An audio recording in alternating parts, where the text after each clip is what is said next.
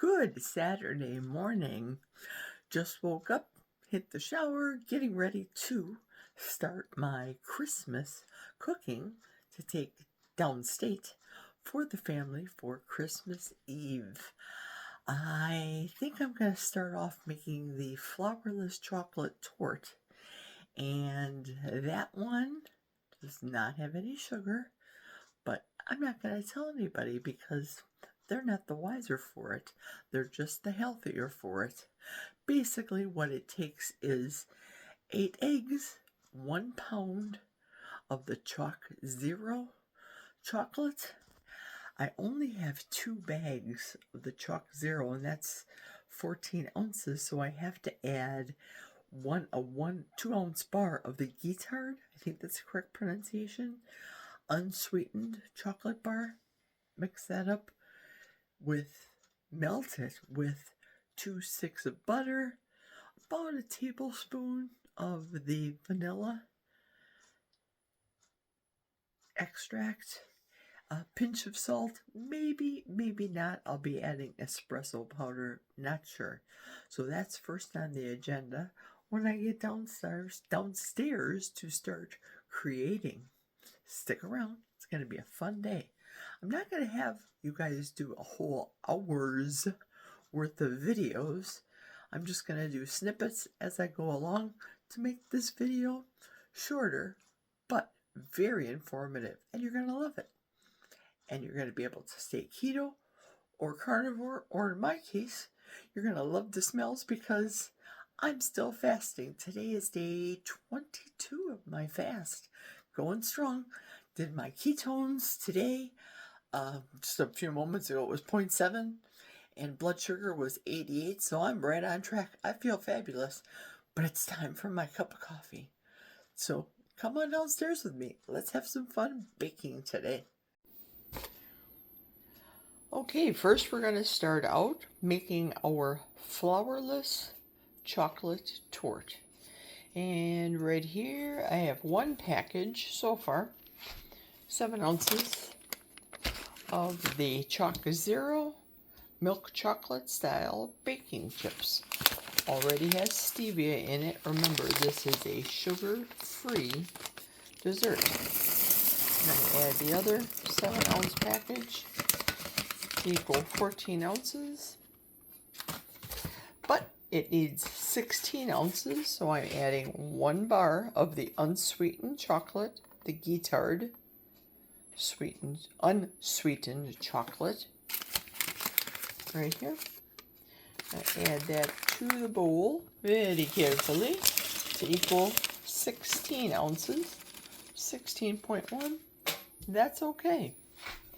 And all of this chocolate that's in here, and next the butter, is going to go in a double boiler. What I do is put this double boiler over this pan, over a pan of simmering hot water, and mix it carefully and put it back on so you guys get a weight.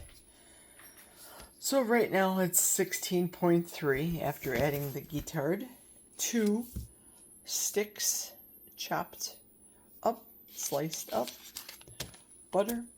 I did use salted because I thought I had unsalted, but I like the taste of salt. And now I don't have to add an extra pinch of salt to this particular recipe. It's already going to be added in there. That way we'll get a full reading of how many ounces, and I'll switch back to grams. 23, let's say 24 ounces.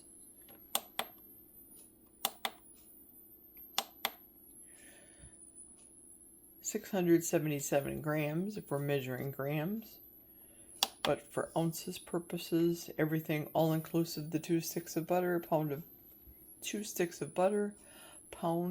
of chocolate. That's what it is. So let me get the double boiler, put this on top of the double boiler, and get that to melting so it melts while I do the rest of the process. I wanted to do a screenshot, but I thought I'll do a quick video on the guitar chocolate, unsweetened, 100% cacao, all natural. Let me flip it around, show you the ingredients. The ingredients are cacao beans, and that's it. 4 grams of carbs in cacao beans for a quarter of a bar, but if I'm adding it to an entire cake, it's minimal carbs, and again, no sugar. And here it is in the double boiler.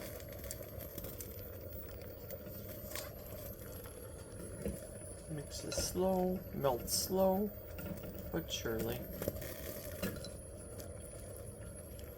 I just like to do it this way as opposed to the microwave.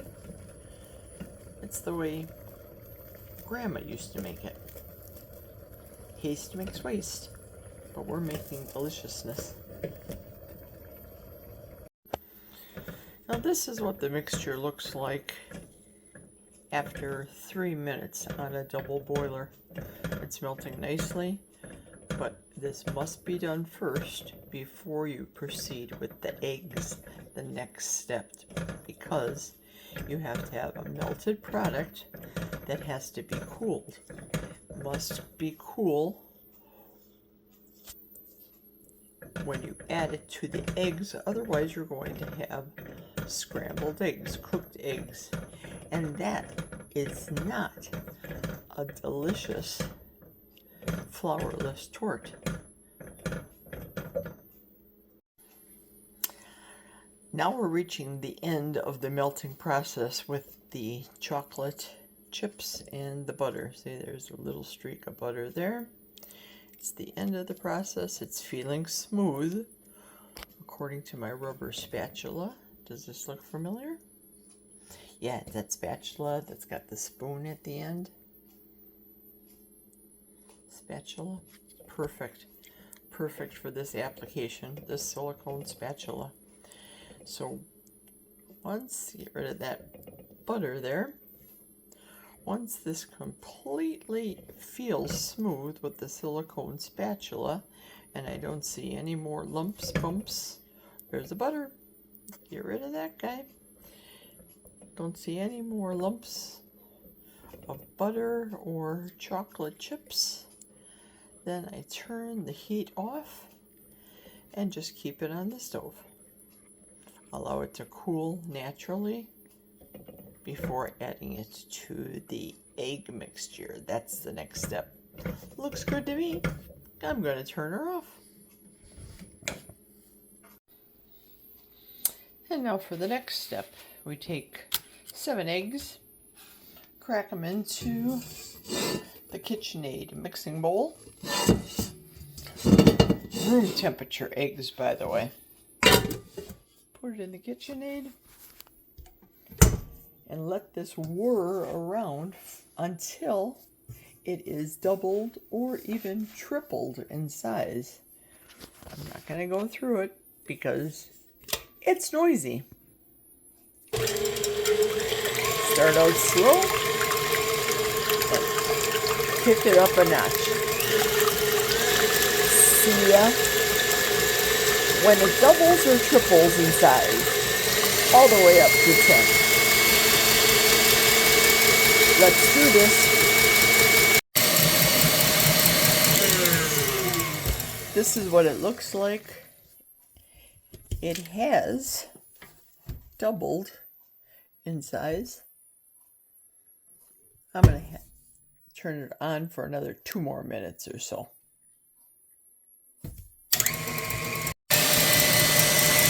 Now this is perfect. I'm going to back this up a little bit. This is perfect. This is triple the size. See how thick? Thick, super thick it is. I will add about a little bit less than a tablespoon of the instant espresso. And if you know the ingredients of espresso, if you know, you know. 100% pure coffee, product of Mexico. Apparently they don't make espresso in the United States. got my little scooper. Man, that looks like it's half of a tablespoon. Put that in there. Mix it well with the chocolate. I am completely out of vanilla, but that's okay. I have chocolate extract. I could add that, but seriously, don't you think we have enough chocolate here?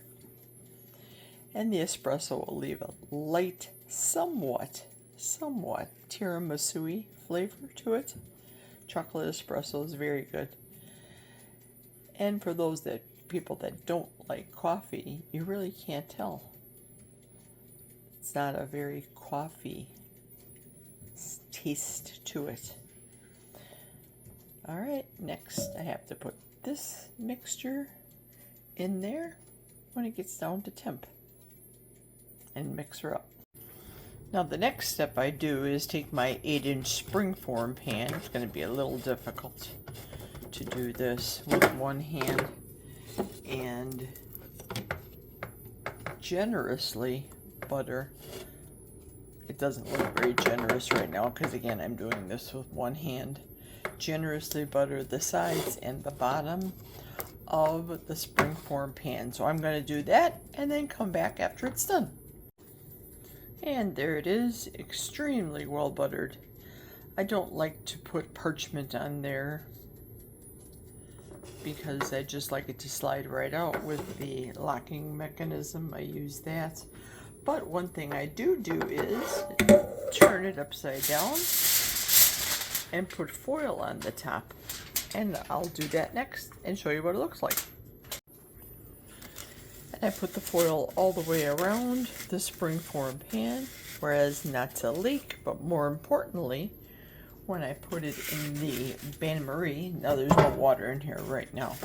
When I do put it in the bain-marie, it will ensure that the cake doesn't get wet. And it actually fits real well once the hot water goes in and I put the cake in there. So let's get to finishing up. Yeah, it fits perfectly just like that.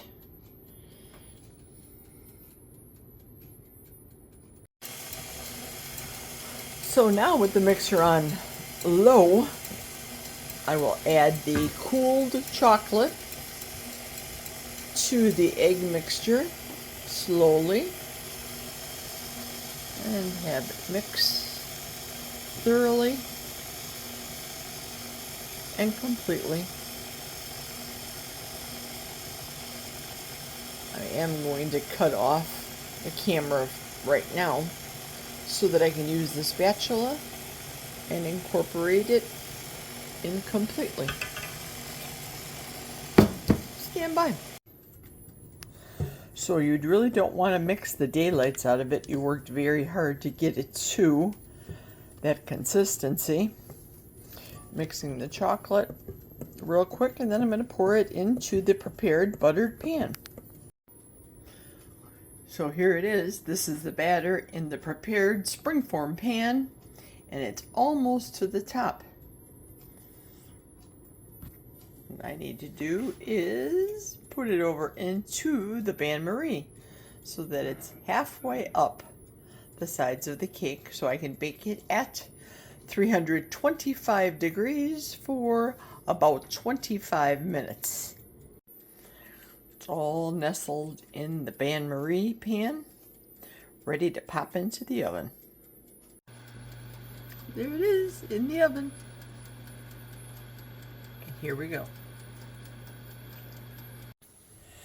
So there we go. You're going to see it jiggle a little bit. Notice that? That's perfectly fine. I did let it go for 35 minutes. I usually go by my scent, smelling the chocolate. So smelling is my timer. And that's just fine. I'm going to take the aluminum off of it and put it on a plate and put it in the fridge next. And this is another reason why we wrap it in aluminum foil.